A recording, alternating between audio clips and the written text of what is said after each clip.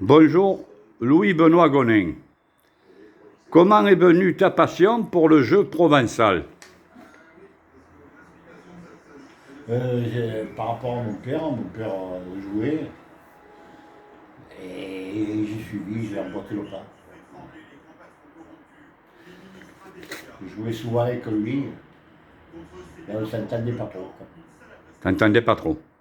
Ah, Et plutôt les disputes, oui. surtout le soir à table. À table, d'accord. Tu as été 5 fois champion de France, 4 fois champion de France et tu as gagné 5 fois le provençal. Ton premier championnat de France, c'est avec Gouin. Ton deuxième, c'est avec Francis Rocky. Ton troisième, c'est Gastaldi. Et en triplette, c'est avec Massoni et Cortés. Tu peux me dire un peu plus sur ton premier championnat de France? Ah ben, je me suis trouvé là avec Raymond Gouin, un ami d'enfance, un peu plus vieux, légèrement plus vieux que moi. On se connaissait de longtemps. Et ça a marché, on a réussi, on a réussi, on a réussi. Finalement, on s'est trouvé au bout, on a fait la finale. Tu as fait la finale, d'accord. Et avec Francis Rocky? Avec Francis, c'est pas pareil. C'était un très bon joueur, un très fort joueur. Il avait la tête sur les épaules. On s'entendait bien.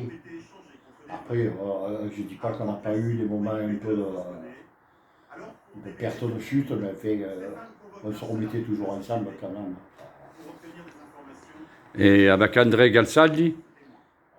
Avec André Gastaldi, j'ai pas joué, presque pas. J'ai joué un peu. De temps en temps. J'ai surtout joué avec Maurice, son père. Maurice, oui. Et ton dernier championnat de France avec Massoni et Cortés? Ouais, c'est à Paris. C'est à Paris. Vous avez peiné pour gagner ou? Non, ça a été. Ça a été, quoi. On a bien joué, on n'a pas trop souffert, quoi, disons. Vous n'avez pas trop souffert? Ah, d'accord. Et ton mentor, qui c'est ton mentor, Lou, là? Mentor, qui m'a mordu, mon mentor, ça a été, mon premier mentor, ça a été Gabi Orsini, qui tenait le bar sympathique à Boule Balthazar de Montron. C'était les Balthazar. Et c'est avec eux ils m'ont mis le pied à l'étrier. Il y avait mon père aussi.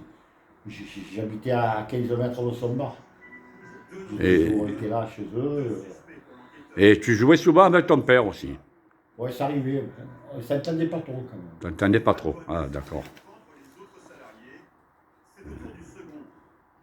Tu peux me parler un peu de Dédé Massoni, dit Leblanc? Ah, Dédé, c'est un monstre. C'est un monstre. Un gars de qualité. Je l'ai connu, après, il était plus jeune que moi, quoi. Et je l'ai connu, il était plutôt adversaire, mais ça s'entendait pas mal, quoi. Bah, moi j'habitais les Chartreux, lui il habitait la Belle-Automée, quoi. Après c'était un endroit où on fréquentait. Parce que Gabi Orsilis, celui qui tenait le bar, c'était son oncle. Donc il faisait beaucoup de concours et on descendait souvent jouer au bout. Et de Émile Lobino, dit Milou. Et un grand. Voilà. Un monstre. C'était tes deux joueurs préférés quand tu joues avec eux, quoi. Il y en avait quand même. Il y avait Albert Calanotti. Bon, il m'engueulait souvent. Ah. Et il m'a un peu forgé parce que Ah. quand je jouais avec lui, les boulots que je tirais bien ne me partaient pas. Il faisait un peu comme le Grisati. Je les arrumais moi aussi. Oui, mais bon, Albert, bon, lui, c'est quand même un grand monsieur, quand même, des boules, Lou, là. Ouais. Enfin, il jouait beaucoup pour lui quand même. Hein. Ah, il jouait beaucoup pour lui, d'accord. Il envoyait les bouchons loin, il faisait garrouiller les tireurs. Eh oui, Il avait beaucoup de copies à lui et eh oui. il marquait son empreinte. Marquer son empreinte, d'accord. Et tes 3 légendes préférées ou plus si tu en connais. Ouf. Et il y en a des tonnes, vous ne l'aurez pas tous. Et il y avait Alphonse Baldi, il y a eu Palagi, et il y en a eu. Il y en a eu beaucoup pour toi, quoi. Il y en a eu, pour moi, il y en a eu beaucoup. À ton époque, il n'y avait que les grands À joueurs. l'époque, il y en avait qui sortaient pas trop du Var, mais quand il fallait les rencontrer, Gabi Poncy aussi. J'aurais pu gagner un provincial avec lui. On n'était pas trop sages. Tu n'as pas été trop sage.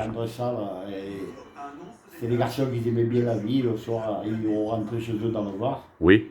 Et il y a des kilomètres. Et sur plus, ils arrêtaient à toutes les chapelles. Et après, c'est la vie des boules. Oui, d'accord, oui, d'accord. Et ton club de cœur, c'est quoi, Loul? Pour moi, ça a été la boule Balthazar pendant X années. X années. Ah, X deux années. La rue où je suis né, ma rue, quoi. C'est ta rue, ah, d'accord. Je me suis appris, j'avais 3 plaques d'égout devant chez moi. Et je faisais un bruit bordel plein devant ma maison. Les boules tapaient là, entre le fer, le sol. Il n'y avait pas les voitures qu'il y a maintenant, quoi, bien entendu. On arrivait à s'amuser dans les rues, quoi. Ah, d'accord. Et tes joueurs préférés à l'heure actuelle de maintenant? Il y en a quand même, hein.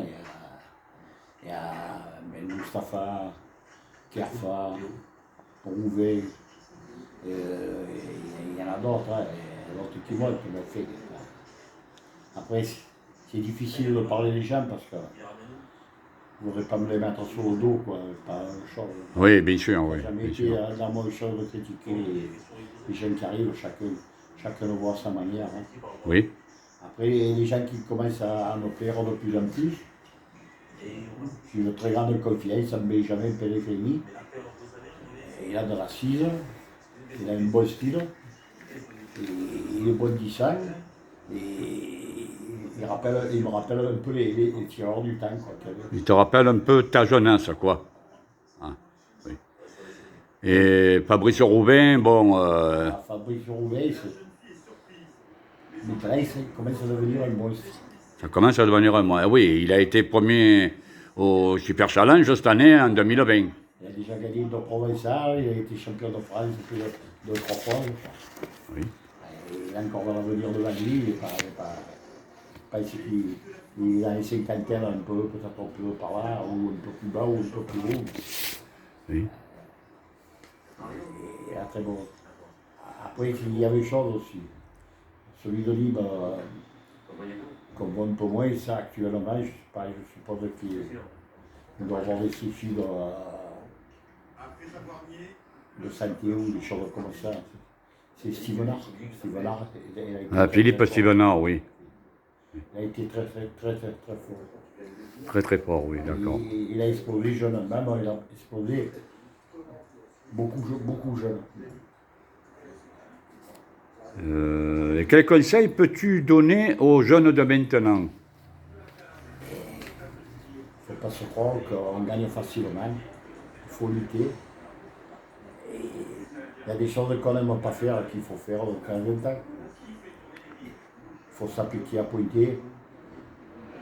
C'est pas parce qu'on est tireur qu'on ne doit pas mettre des points. Au contraire, si on arrive à glisser des points, on abrège un peu des parties. D'accord. Il ne suffit pas que de taper des boules. Après, quand les collègues n'y vont pas, il faut trouver des moyens. Il ne faut pas essayer à faire un devant de boule, un embouchonnage, des choses comme ça, pour sauver les mains. Et pour les jeunes, tu es un exemple. Est-ce que c'est vrai, Lou, là? Ben, je ne sais pas, c'est eux qui voient, c'est pas moi de dire, c'est à eux de voir hein, si je suis un exemple ou pas. Ah ben oui, quand même. Je reconnais que j'ai été un joueur un peu casse-couille. Hein, Oui, c'était pas trop agréable à jouer quand même, hein, non? Non, je sais pas. Pas que j'étais. Je préférais faire mes amis, moi, et je n'aimais pas qu'on me les fasse. Ah, tu n'aimais pas qu'on te les fasse. Ah, d'accord.